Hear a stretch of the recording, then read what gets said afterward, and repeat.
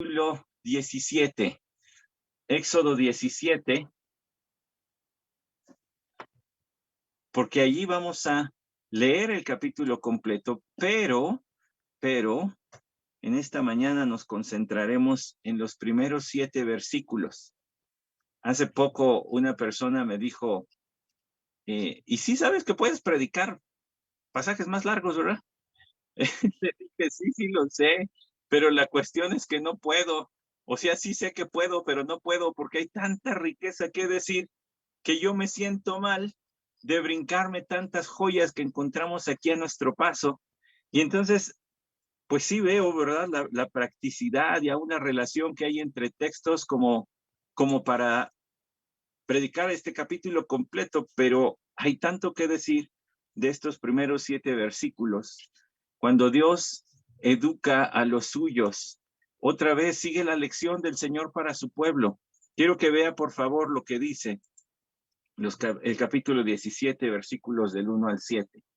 Toda la congregación de los hijos de Israel marchó por jornadas desde el desierto de Sin, conforme al mandamiento del Señor, y acamparon en Refidim, y no había agua para que el pueblo bebiera. Entonces el pueblo contendió con Moisés y dijeron, danos agua para beber. Y Moisés les dijo, ¿por qué contendéis conmigo? ¿Por qué tentáis al Señor? Pero el pueblo tuvo allí sed, y murmuró el pueblo contra Moisés, y dijo, ¿por qué nos has hecho subir de Egipto para matarnos de sed a nosotros, a nuestros hijos y a nuestros ganados? Y clamó Moisés al Señor, diciendo, ¿qué haré con este pueblo? Un poco más y me apedrearán. Y el Señor dijo a Moisés, pasa delante del pueblo y toma contigo a algunos de los ancianos de Israel. Y toma en tu mano la vara con la cual golpeaste el Nilo y ve. He aquí yo estaré allí delante de ti sobre la peña en Horeb, y golpearás la peña, y saldrá agua de ella para que beba el pueblo. Así lo hizo Moisés en presencia de los ancianos de Israel. Y puso a aquel lugar el nombre de Masa y Meriba, por la contienda de los hijos de Israel, y porque tentaron al Señor diciendo, ¿está el Señor entre nosotros o no? Está ahí la lectura de la palabra de nuestro Dios. Vamos a pedir su dirección. Señor Dios nuestro, nuestro Salvador, eres santo. Y si no hubiera sido por tu Hijo Jesucristo, entregando su vida perfecta como si, en lugar de, como si Él hubiera sido pecador, en lugar de los pecadores, nuestra oración en este momento no pasaría de ser ondas sonoras que por aquí van a chocar y se van a apagar. Pero es por Él que nos escuchas. Escucha a mis hermanos, a mis hermanas, rogándote junto conmigo. Habla, Jehová, que tu siervo oye. Muéstranos a Cristo. Cautívanos con Él.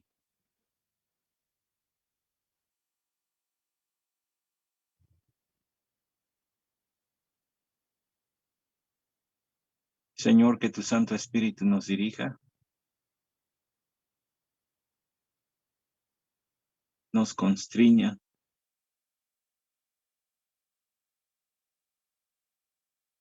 nos haga arder nuestro corazón mientras que reflexionamos en tu palabra. Que dialogue a nuestra alma, que penetre hasta discernir los pensamientos y las intenciones del corazón. Amén. Pues como lo ve, ya vamos en el capítulo 17 de Éxodo. Al paso que vamos, pues no me atrevo a decir cuándo vamos a terminar, pero al paso que vamos, pues ya vamos más o menos como a la mitad, ¿verdad? Porque otros textos sí necesitará que ampliemos el número de versículos que veremos. Y aquí lo que usted encuentra en el capítulo 17 es una nueva lección del Señor para su pueblo. Aquí ya no están en Mara, Aquí ya no están en un lugar donde había agua. Agua que necesitaba ser transformada, endulzada, potabilizada, diríamos en nuestros días. Aquí estamos en un lugar donde no habría agua para el pueblo. En el versículo 1 usted ve que dice: toda la congregación de los hijos de Israel marchó por jornadas desde el desierto de Sin, conforme al mandamiento del Señor, y acamparon en Refidim. Es importante que yo le muestre algo, que este es una especie de resumen de Moisés, puesto que en Números capítulo 33, si usted quiere seguirme, puede verlo, ¿verdad? Constatar que en Números capítulo 33, también escrito por Moisés, tiene una descripción más abundante de los lugares por los que pasaron. Versículos 12 y 14, partieron del desierto de Sin y acamparon en Dovka, perdón. Partieron de Dovka y acamparon en Aluz. Partieron de Aluz y acamparon en Refidim. Así que en Éxodo nos dice: de Sin llegaron a Refidim. Y Adi nos va a hacer favor de poner allí un mapita, ¿verdad? Que muestra los lugares aproximados donde pasaron. Gracias, Adi. Nos muestra los lugares aproximados. Acuérdese, ¿verdad? Que no es así como que, qué bárbaro, qué exactitud. No estaba la cartografía tan desarrollada como hoy la tenemos, así que tal vez no era tan aproximado lo que está allí, pero más o menos para ilustrarle el camino. De acuerdo al libro de Números, hicieron 2 paradas entre Sin y Refidim. Pero en el libro del Éxodo solamente se menciona el lugar de donde partieron y el lugar final a donde llegaron para la ocasión que se nos narra aquí. Se dieron cuenta allí que no había agua para que el pueblo bebiera. ¿Por qué es importante que le muestre esto? Porque a veces, ¿verdad? Si desdeñamos, si menospreciamos las circunstancias en las que estaba viviendo este pueblo, podríamos tacharlos de demasiado duros de corazón y de mente, duros de cabeza. Ay, ¿cómo es posible que no confiaran en el Señor? Ahora sí, por otro lado, sobreexaltamos las circunstancias, entonces no despreciamos esto, sino despreciamos al Señor. Si decimos, es que esto era imposible, bueno, pues entonces pareciera que Dios no estaba allí con ellos verdaderamente, que era a final de cuentas su queja. No, sin embargo, debemos darle su valor a lo que dice allí, y no había agua. Cuando no hay agua, entonces el reloj está en cuenta regresiva, te queda poco tiempo para vivir. Si no bebes agua, te queda muy poco tiempo para vivir. Yo creo, al menos, pienso que ninguno de los que en esta mañana, yo sé que están allá del otro lado de la pantallita, pues creo que nunca hemos estado en una situación así, donde digamos, no hay nada de agua para beber. Bueno, al oeste se nos va el agua y acaba de haber otro recorte en la Ciudad de México donde se escaseó el agua, pero es el agua, pues al menos, ¿verdad? La que utilizamos para lavar trastes, ropa, para asearnos, asear nuestras casas, pero así como que algo de beber, pues la lechita o el juguito, el agua embotellada, no padeceríamos así. Pero alguien que no tiene agua es alguien que su vida corre mucho peligro. Entonces démosle el peso y el valor necesario a la circunstancia, pero tampoco nos olvidemos de que ellos tenían pruebas, evidencias todo el tiempo de la presencia y provisión y poder de Dios. Presencia, provisión y poder de Dios eran tangibles para ellos en todo momento. Habían visto su poder abriendo el Mar Rojo. Habían visto su provisión con el maná que descendía diario. Veían su presencia con la nube durante el día, la columna de fuego durante la noche. Es decir, todo esto era palpable, tangible. Pareciera increíble que el versículo 7, que cierra esta pequeña historia, termine con la pregunta diciendo, ¿está el Señor entre nosotros o no? ¿Cómo no? Cuando te levantes en la mañana y veas la costrita de sucaritas que está en el piso, bueno, el maná, la costrita de sucaritas que está en el piso, está la prueba del Señor. Cuando en la noche se te vaya el insomnio, se te vaya el insomnio, no, se te vaya el sueño y te caiga el insomnio y abras los ojos y veas la columna de fuego encima de ustedes, está la prueba del Señor. Si no has sido calcinado en el desierto porque hay una nube que te cubre sabroso, es porque está el Señor contigo. ¿Cómo es posible que de todas maneras el asunto aquí se resuma a la pregunta del versículo 7? Lo que ellos tenían en mente, la razón por la que se describe aquí que contendieron con Dios, que tentaron al Señor, es porque dudaban de que Él estuviera con ellos. No es cosa menor. No es cosa menor. No es un pecado que pase desapercibido. Bueno, ningún pecado pasa desapercibido, pero esto es negar lo obvio. Es negar lo obvio.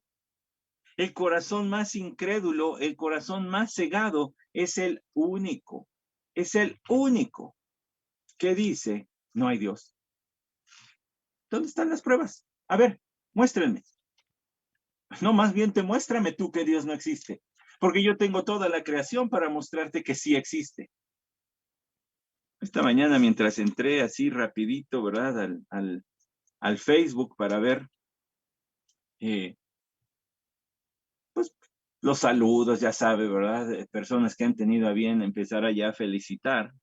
Me encontré con la publicación de una señorita amiga de nuestra congregación, la hermana de Dani, y escribió unas palabras muy bonitas. Ella puso allí, caminar en medio de la creación es atestiguar millones de milagros. Pues sí, tiene mucha razón. Dios ha diseñado su creación para dar testimonio de él. Es la obra de Dios manifestándose a través de su creación. Solo el corazón más duro, solo el corazón más terco se atrevería a negar la realidad de la existencia de Dios. Por eso el Salmo 14, versículo 1 dice, el necio ha dicho en su corazón no hay Dios.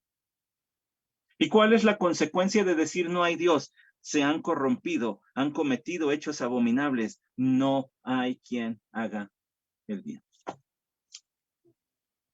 En realidad, la negación de Dios es un pretexto. No es que no puedas ver que Dios está alrededor.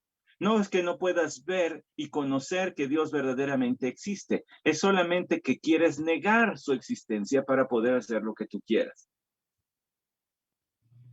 El pueblo de Israel nos muestra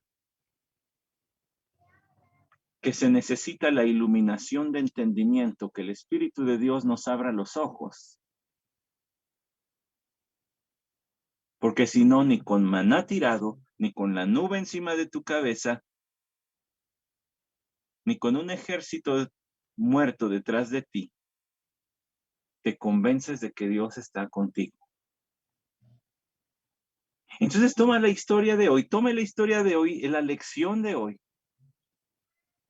como una forma de alentarnos a ver a Dios obrando siempre, siempre. El pueblo salió de Sin, hicieron 2 paraditas, pero cuando llegaron a Refidim no había agua. Entonces el pueblo contendió con Moisés y dijeron, danos agua para beber. Ojalá tuviera yo muchas mejores dotes para contar historias y ponerle aquí el énfasis. Ese danos agua para beber, no fue que se pusieron de acuerdo, el comité vecinal redactó una carta y dijeron llevémosla al administrador para que entonces ya nos surta de agua.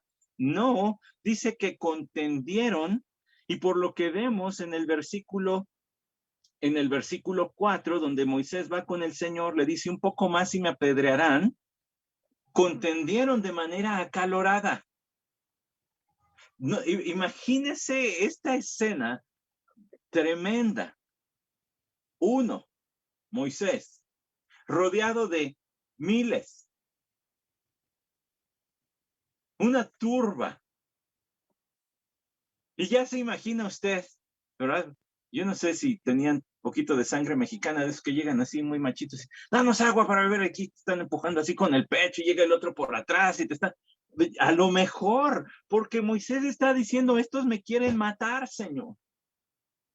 Se diga, no llegaron con una petición civilizada, organizada, decente. Llegaron a echarle brava, le echaron bronca, lo estaban intimidando. Es más, contendieron y le dijeron, demandaron, danos agua para beber. Y Moisés les dijo, ¿por qué contendéis conmigo? ¿Por qué tentáis al Señor?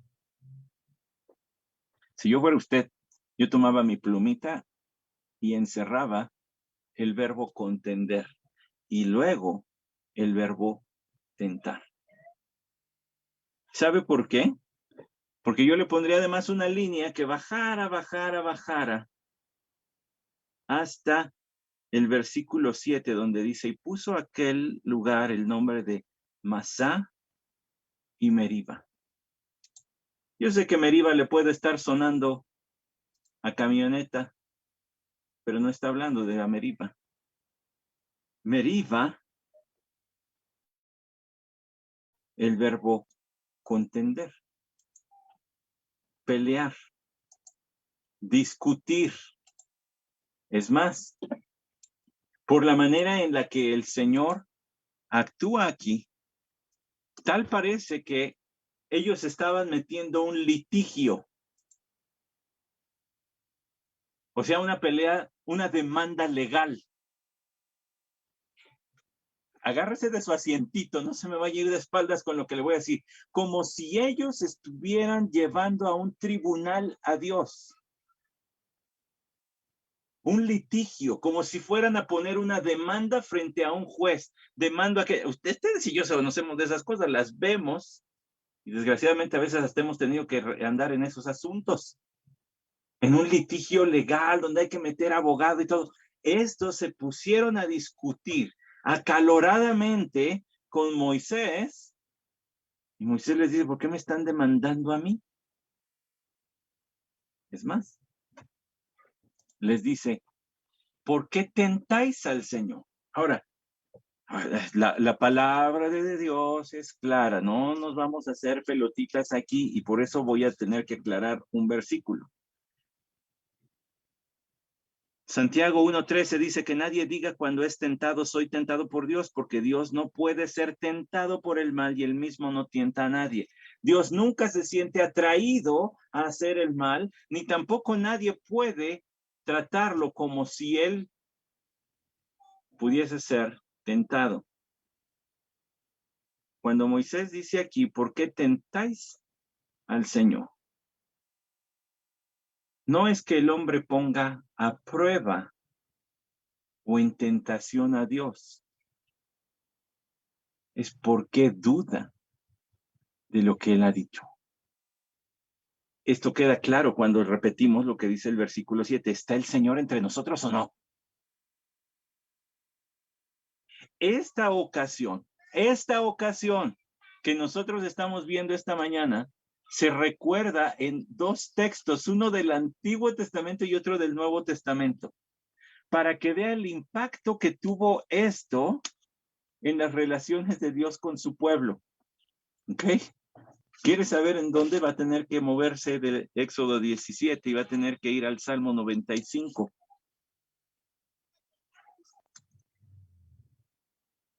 El Salmo 95, quiero que vea lo que dice. Bueno, empieza alabando al Señor por su grandeza, porque Él es Dios grande. Versículo 3, Rey, grande sobre todos los dioses. Luego en el versículo 5, suyo es el mar, pues Él lo hizo. Versículo 6, venid, adoremos y postrémonos, doblemos la rodilla ante el Señor, nuestro Hacedor.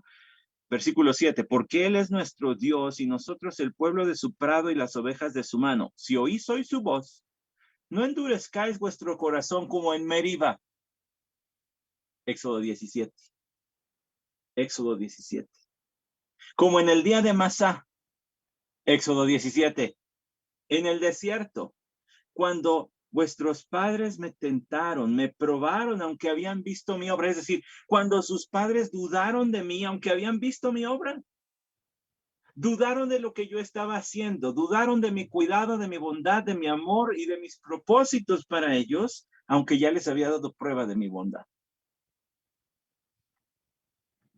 Por 40 años me repugnó aquella generación y dije, es un pueblo que se desvía en su corazón y no conocen mis caminos. Por tanto, juré en mi ira, ciertamente no entrarán en mi reposo. Espera un momentito. Cuando dice 40 años me repugnó o estuve disgustado, en otras versiones, con esa generación y dije, no entrarán en mi reposo, esa pronunciación de juicio para el pueblo de Israel no vino en Éxodo 17. Vino tiempo después, cuando no confiaron que los podría meter a la tierra de Canaán y no confiaron en el reporte de Josué, diciendo, vamos, el Señor nos va a ayudar. Y dijeron, no, no, no, no, no. Ahí el Señor dijo, entonces no van a entrar. Todos estos van a morir, sus hijos van a entrar. No fue en Éxodo 17. Sin embargo, parece que el declive empezó desde aquí. Esta cerrazón de mente, de corazón, esta falta de fe para confiar en los planes y bondad de Dios que tenían pruebas tangibles, ya está aquí. O sea que el suceso que nosotros hoy estamos viendo de Éxodo 17 cobra una magnitud gigantesca porque el Señor recuerda, desde Meriba empezaron a dudar de mí, no confiaban en mí, no creían en mí. Fíjese qué tan tremendo está esto. Que en Hebreos capítulo 3, yo le dije uno del Antiguo y uno del Nuevo. Hay otro del Nuevo que al rato vamos, pero ahorita vea lo que dice Hebreos capítulo 3, versículo 7. Por lo cual, como dice el Espíritu Santo, si oís hoy su voz, no endurezcáis vuestros corazones como en la provocación, como en el día de la prueba en el desierto, donde vuestros padres me tentaron al ponerme a prueba y vieron mis obras por 40 años, por lo cual me disgusté con aquella generación y dije, siempre se desvían en su corazón y no han conocido mis caminos, como juré en mi ira, no entrarán en mi reposo.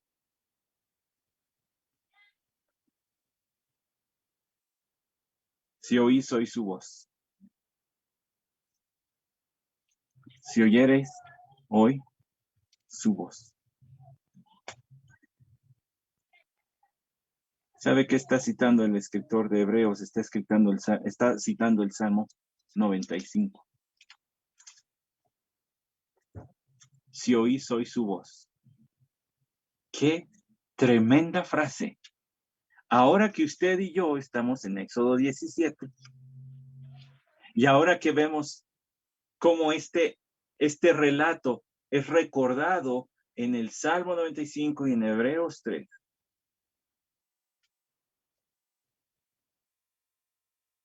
tú no estás viendo maná tirado en el campo. El salmista tampoco.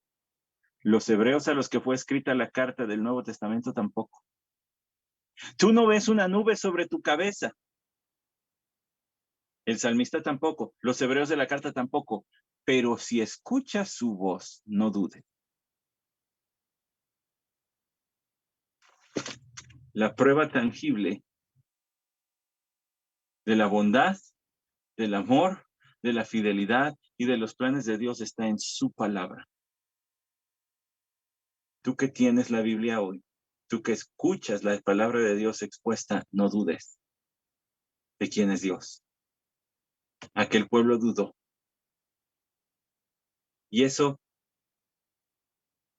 empezó el declive de esta generación incrédula, que no quisieron confiar en el Señor, aunque tenían la prueba en su pancita cada que comían las azucaritas que caían del cielo.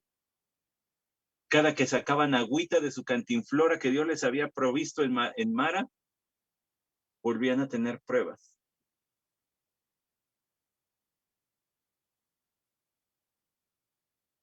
El pueblo contendió con Moisés, dudó del Señor. Versículo 3 de Éxodo 17, pero el pueblo allí tuvo allí sed y murmuró el pueblo contra Moisés. Otra vez la murmuración, a quejarse, quejumbrosos, a hablar mal. ¿Por qué nos has hecho? subir de Egipto para matarnos de sed a nosotros, a nuestros hijos y a nuestros ganados. Esta gente ya había llegado a un punto donde sus circunstancias estaban mandando no solamente sobre sus emociones, sino también sobre sus cerebros. Es decir, no solamente sentían la sed física, no solamente se sentían desesperados en sus emociones, pero ya su cabecita empezaba a decir tonterías, cosas ilógicas. Sí, cierto, seguramente Moisés, un hombre buscado en Egipto, regresó a Egipto, se aventó un tiro con Faraón, bueno, varios con Faraón, perdóneme lo coloquial, pero pues aquí nos entendemos ya, ¿verdad? Se aventó sus tiros con Faraón. Ha estado soportando que le digan hasta la despedida como nación, solamente para matarlos. Eso es ridículo, es ilógico. Él tenía una vida tranquila de pastor de ovejas allá con su suegro Jetro y allá con su esposa y sus 2 hijos. Estaba tranquilo, seguramente ahorrando para su jubilación. Ya su afore tenía una buena cantidad de feria. No tenía por qué meterse en estos problemas. No tenía para qué ir a hacer estas cosas. Lo hizo porque Dios lo ordenó, porque era el plan de Dios. Y ellos se están quejando de manera ilógica. Y clamó Moisés al Señor. Ahora, imagínese la escena, ¿eh? Imagínese la escena. Porque cuando dice allí clamó Moisés al Señor, quizás su mente como la mía, lo primero que hace es pensar que Moisés entonces se metió a su tiendita, abrió su Biblia, se puso de rodillas y voy a tener un devocional en este momento. No, no había tiempo para eso, estaba rodeado, lo estaban a punto de apedrear, le estaban diciendo de cosas, seguramente allí frente a todos, clamó al Señor, ¿qué haré con este pueblo? Un poco más y me apedrearán. Y el Señor dijo a Moisés, pasa delante del pueblo, de entre toda esta turba que está a tu alrededor, camina. ¿No le recuerda a alguien? ¿No le recuerda al Señor Jesucristo cuando lo iban a echar? Lo iban a despeñar, lo iban a aventar de una saliente de rocas para matarlo. Y dice que es el evangelio que nada más pasó entre ellos y se fue. ¿Cómo le hizo Moisés para librarse de esta turba de gente? Pues por el poder de Dios, rodeado por cientos, quizá miles de personas. Y dice, bueno, háganse para un lado. Y empieza a caminar, pasa delante de ellos, delante del pueblo, y toma contigo a algunos de los ancianos de Israel. Ya se puso buena la cosa. ¿Quieren juicio? Traigan al jurado. Tráete al jurado, Moisés. Tráete al jurado. Los ancianos de Israel probablemente estaban entre los quejumbrosos. No lo puedo asegurar, pero probablemente. Tráetelos. Pero son reconocidos por el pueblo como líderes desde antes de que salieran de Egipto. ¿Se acuerda? Con ellos tenía comunicación Moisés. Ve y dile a los ancianos, y allí va con los ancianos. Los líderes del pueblo, tráete a algunos de ellos, porque quieren juicio, ahora va a haber juicio. Uy. Dirá el barro al alfarero, ¿por qué haces esto? Pues así tampoco nosotros tenemos derecho. El pueblo se había metido a querer hacer juicio al dudar de Dios. Y ahora Moisés recibía instrucciones de, está bien, entremos en juicio, llévate al jurado. Pero ojo, hermanos, porque el castigo y el juicio de Dios para con esta generación no fue aquí. Disculpen. El castigo y el juicio de Dios para esta generación no fue en este momento. Aquí todavía les trata con misericordia y con gracia. No los castiga, no los reprende, pero sí les va a demostrar quién es, porque los está educando, porque quiere enseñarles a andar en la vida por fe. Cuando Dios educa a los suyos, Eso lo hemos dicho desde varias semanas atrás. Versículo 5, la tercera parte dice, y toma en tu vara la mano con la, perdón, toma en tu mano la vara con la cual golpeaste el Nilo. Recuerda, la vara con la que le pegaste al Nilo fue una de las primeras señales que Dios hizo en presencia de Faraón. Y esta vara no era mágica, no había poder en ella, era un palo. Pero Dios mandó a Moisés a pegarle al Nilo y se convirtió en sangre. Llévate esa vara. La vara seguramente todo mundo podía ver que era un palo. Pero era un instrumento que Dios utilizó para mostrar su poder. Llévatela porque les voy a mostrar otra vez. Y hay una cuarta instrucción, y ve. Y ve, allí no es ve de vista, allí es ve de ir. Adelante, Moisés. Hazlo. Confía. Ahora ya nada más queda pasar entre la turba, agarrar mi vara e ir y golpear la piedra. ¿Por qué lo hizo? Bueno, le voy a decir por qué lo hizo.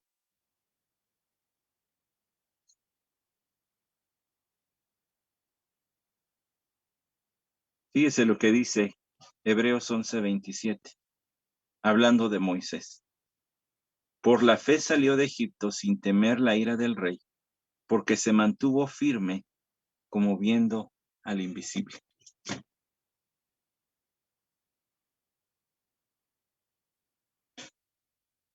Tuvo sus momentos bajos Moisés, pero el autor a los hebreos dice, pero su vida se caracterizó más bien porque para él era como si verdaderamente pudiera ver con sus ojos físicamente presente a Dios allí. Por supuesto, Éxodo 17:6 dice, he aquí yo estaré delante de ti sobre la peña en Horeb, y golpearás la peña, y saldrá agua de ella para que la beba el pueblo. Así lo hizo Moisés en presencia de los ancianos de Israel. Ve porque yo voy a estar allí. No se nos dice que nadie haya visto literalmente y físicamente al Señor. No se nos dice y los ancianos del pueblo cayeron de rodillas diciendo verdaderamente el Señor está aquí. ¿Cuál era la gran duda? Versículo 7. ¿Está el Señor entre nosotros o no? Dios le dice a Moisés, ve y yo voy a estar allí.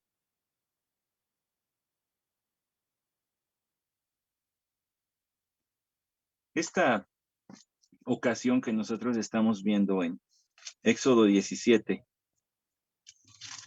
fue entendida como por los judíos como una forma de cuidado y de provisión de Dios para con ellos. Tanto así que surgieron leyendas. Esto no es bíblico, esto no es verdad, pero era una forma de ellos de mantener viva la enseñanza de este texto que estamos considerando hoy. Decían que en su viaje por el desierto, contaba la leyenda judía, que en su viaje por el desierto, los 40 años que anduvieron dando vueltas en el desierto, esta piedra los siguió derramando agua para que el pueblo bebiera. Tal parece que Pablo conocía la leyenda y escribió las siguientes palabras. Porque no quiero que ignoréis, hermanos, que nuestros padres todos estuvieron bajo la nube. ¿Cuál nube? La que los cubría. Esta forma de presencia de Dios mostrando su cuidado, protección para ellos. Y todos pasaron por el mar. ¿Cuál mar? El rojo. Y en Moisés todos fueron bautizados en la nube y en el mar. y todos comieron el mismo alimento espiritual. Eso de bautizados, lo que quiere decir es, pues todos pasaron por esa experiencia, las que acaba de mencionar, la nube, el mar. Todos comieron del mismo alimento espiritual. Hablando ahora del maná, pero diciendo, pues era una forma de Dios de manifestarles su provisión y su cuidado. Imagínense qué escena tan bonita. Imagínense lo que ha de ser sentarse a comer y decir, ay, esto viene de la mano de Dios. Estoy siendo irónico, pues usted y yo hacemos lo mismo, por eso damos gracias a Dios, Señor, pues por esto te doy gracias, y probamos y nos sabe rico y decimos, qué sabroso, Señor, muchas gracias por tu provisión. Así como ellos tenían pruebas tangibles de la presencia y cuidado de Dios, usted y yo tenemos pruebas tangibles de la presencia y cuidado de Dios con nosotros. Pero espere, porque hay alguien mayor aquí. Versículo siguiente. Y todos bebieron la misma bebida espiritual porque bebían de una roca espiritual que los seguía, y la roca era Cristo. A ver, se lo voy a repetir, porque esto es crucial. Porque no quiero que ignoréis, hermanos, que nuestros padres todos estuvieron bajo la nube y todos pasaron por el mar, y en Moisés todos fueron bautizados en la nube y en el mar, y todos comieron el mismo alimento espiritual, y todos bebieron la misma bebida espiritual, porque bebían de una roca espiritual que los seguía, y la roca era Cristo. Pablo no está diciendo que la roca de verdad se desprendió y andaba rodando detrás de ellos echando agua todo el tiempo. Él está haciendo uso de aquella leyenda judía que decía que una roca había seguido al pueblo para proveerles agua. Y él dice, no. Es que era el cuidado de Dios en todo lugar hacia donde se desplazaba. Ahora, si tomamos las palabras de Pablo, allí en primera carta a los Corintios 10, del 1 al 4, es lo que acabo de leer. Cuando Dios le dijo a Moisés, versículo 6 de Éxodo 17, he aquí yo estaré delante de ti sobre la peña en Horeb.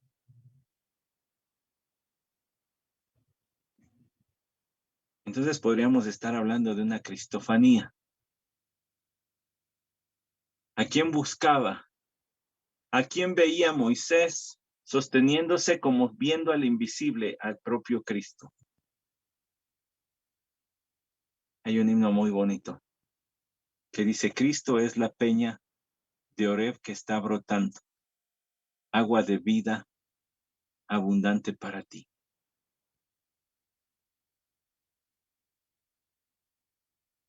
Cristo es el dador de vida espiritual. La ocasión de Éxodo 17,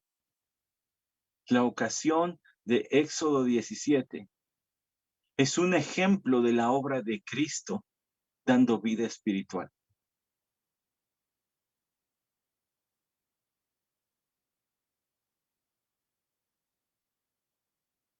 Hay un orden bonito en todo esto. En Éxodo 16 descendió el pan de vida, el maná.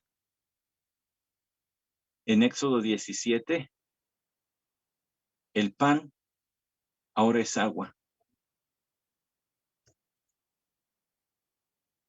Pero hay una cosita.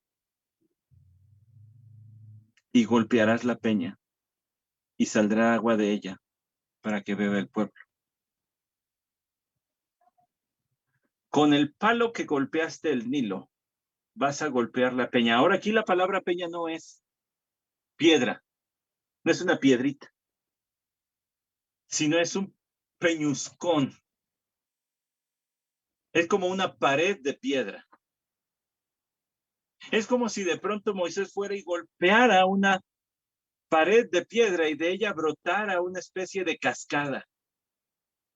Todos los que quieren darle explicaciones científicas a la Biblia dicen es que por allí había una corriente, entonces lo único que necesitaba era un golpecillo para que... No, diga tonteras. Este es el poder de Dios.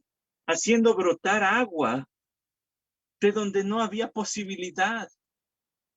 Porque le voy a decir algo, golpea sobre la peña de Oreb y golpea la piedra. ¿Sabe lo que significa Oreb? Oreb significa desolación. No hay nada. No es que por allá hubiera un manantialito oculto que Moisés ahora hizo brotar. No. Es que el puro poder, escuche, el poder creador de Dios. El poder que vemos en Génesis 1 es el poder que aquí crea agua de donde no debía haber. Cuando estudiamos el libro de Génesis, yo se lo dije en el primer sermón, ¿cómo convences a un pueblo que nunca ha peleado una guerra, que nunca ha hecho nada bélico, que tiene que ir a invadir otro lugar? ¿Cómo lo convences de ir? ¿Qué les da valor para salir a pelear? Ver a Dios, el poder creativo que Él tiene y decir, ese Dios está de nuestro lado. Esto lo ganamos porque lo ganamos.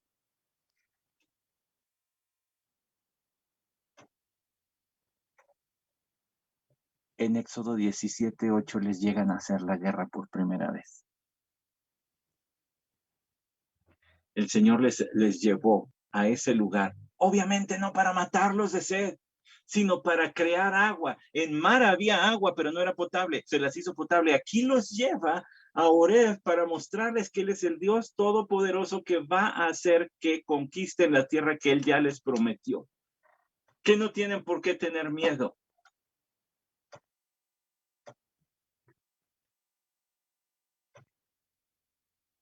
Saldrá agua. Golpearás.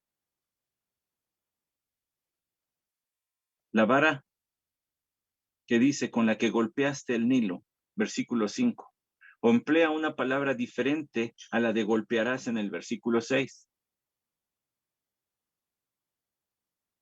La palabra que se utiliza como para pegar, con la que pegaste en el Nilo, en el versículo 5, es la que en otros textos se utiliza para hablar de los golpes que recibió Cristo.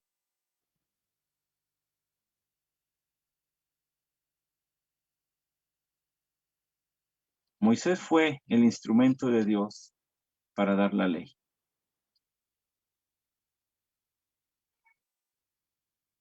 El que dio la ley tenía que golpear la roca para que saliera agua. Le voy a armar las piezas del rompecabezas y si no me ha hecho caso hasta aquí, hágame caso aquí los siguientes 2 minutos porque aquí está la clave de toda esta lección. El maná, en su momento lo dijimos, representaba a Cristo, el pan de vida. Primero descendió el maná del cielo, en el capítulo anterior. Cristo descendió del cielo. Pero nuestro Señor Jesucristo, una vez que estuvo en esta tierra, fue golpeado por el dador de la ley. Fue abatido por Dios y afligido por orden divina para perdón de pecados y entonces poder dar vida. Dios les estaba presentando el evangelio a su pueblo. Les estaba diciendo lo que un día su hijo haría, descender del cielo para ser golpeado y dar vida. La gravedad de lo que estaba ocurriendo es porque verdades fundamentales del carácter de Dios estaban en juego y no estaban siendo entendidas por estas personas.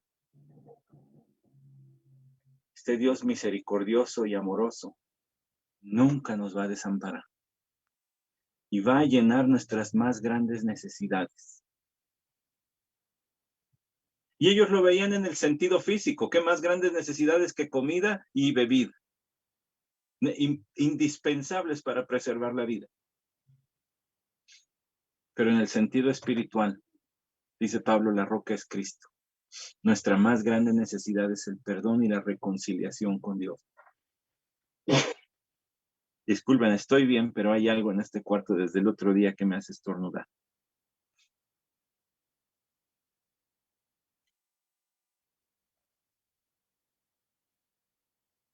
el agua que brotó. ¿Se acuerda la lectura bíblica pastoral de hace rato? Apocalipsis 22. Y me mostró un río de agua de vida, resplandeciente como cristal, que salía del trono de Dios y del Cordero en medio de la calle de la ciudad. Juan no estaba diciendo que en el cielo habrá un río. Él estaba representando con cosas que se le ocurrieron para tratar de expresarlo en términos que los hombres entendamos, que Dios estará proveyendo vida espiritual para los suyos por siempre. Que nuestra vida está asegurada porque proviene de Dios. Es más, el propio Señor Jesucristo habló de estas cosas. Y hay algunos textos a los que podríamos recurrir, pero recuerda lo que dice Juan 7, 37 y 38, y en el último día, el gran día de la fiesta, Jesús puesto en pie exclamó en alta voz diciendo, si alguno tiene sed, que venga a mí y beba. El que cree en mí, como lo ha dicho la Escritura, de lo más profundo de su ser, brotarán ríos de agua viva. Él es el agua de vida. Él es la roca de Oreb, golpeada por nosotros para nuestra salvación.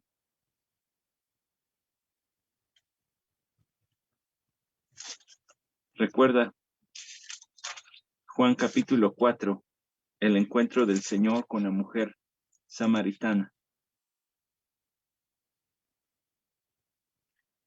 Juan capítulo 4, versículo 13, Jesús le dijo, todo el que beba de esta agua volverá a tener sed, pero el que beba del agua que yo le daré, no tendrá sed jamás, sino que el agua que yo le daré se convertirá en él en una fuente de agua que brota para vida eterna.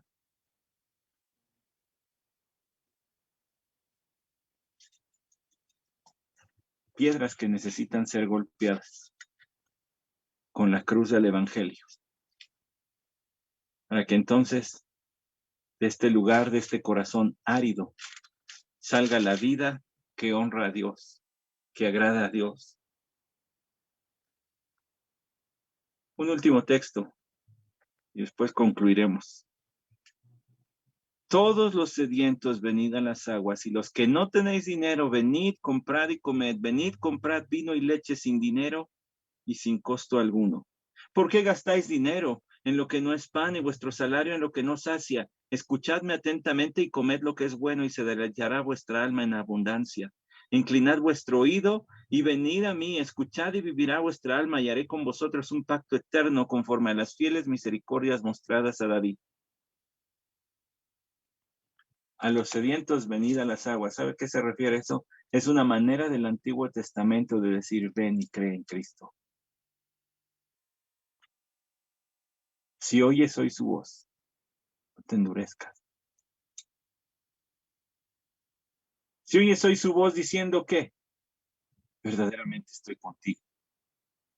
La gran duda del pueblo de Israel era, ¿está Dios con nosotros o no?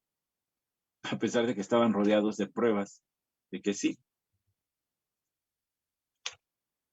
La gran duda del pueblo de Israel era, ¿se encarga Dios de nosotros o no? ¿Tiene cuidado de nosotros? ¿Tiene misericordia? Sí. A tal grado que les dio elementos para vislumbrar la obra de Cristo. Pero ahora usted y yo ya conocemos cuál es. El Salmo 95, repetido en Hebreos 3, dice, si oyereis hoy su voz, no endurezcáis vuestro corazón. Si tú hoy estás escuchando y te has quedado enganchado en hoy, yo he dudado de que Dios esté conmigo y he dudado de que se interese por mí, pues yo creo en Él, soy su hijo, pero mira cómo estamos viviendo. No dudes. Pero quizá a otros les ha enganchado lo que hemos dicho.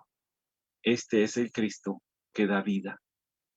Este es el Cristo que fue hecho carne, sí, vino a esta tierra, donde nunca ofendió a nadie, tampoco a Dios, pero fue tratado como si él hubiera cometido personalmente nuestros pecados. Y bajo la soberana voluntad de Dios, romanos y judíos lo crucificaron y murió, tomando el lugar, el castigo que a nosotros nos tocaba. ¿Pero qué? Después, un domingo por la mañana, resucitó. Y al resucitar, entonces queda claro así su inocencia, pero también que Dios ha perdonado nuestros pecados. Y solamente tienes que creer, reconocer si es cierto o es que ese era mi lugar. Y entonces confiar en que lo hizo por ti.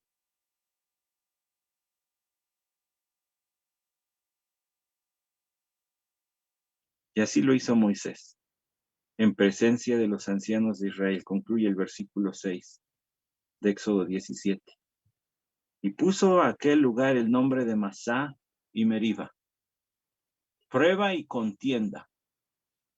Masá, prueba. Meriba, contienda. Donde dudaron de Dios, la prueba. Donde se quejaron y quisieron ponerlo en el tribunal. Meriba, el pleito, litigio. Por la contienda de los hijos de Israel y porque tentaron al Señor diciendo, ¿está el Señor entre nosotros o no? Sí, sí está entre nosotros y te está llamando. Cree, ve a Cristo. Con razón él dijo, las escrituras dan testimonio de mí. Por todos lados donde ves está Cristo, el Hijo de Dios. El brazo de Dios que no se ha cortado para salvar es Cristo, que sigue siendo poderoso para salvar. Solamente cree. Y tu hermano, hermana, que ya crees, confía. Sí, sí está con nosotros. Sí está con nosotros. Y hay pruebas por todos lados. Vamos ahora. Padre, gracias por tu palabra. Gracias por Cristo, nuestro amado, amadísimo Señor y Salvador.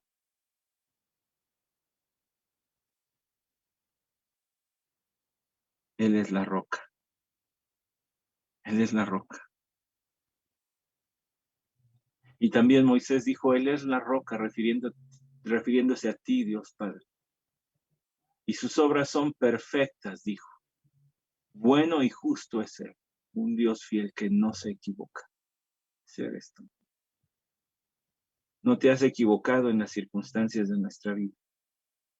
Que nos mantengamos como viendo al que es invisible. O sea, a ti.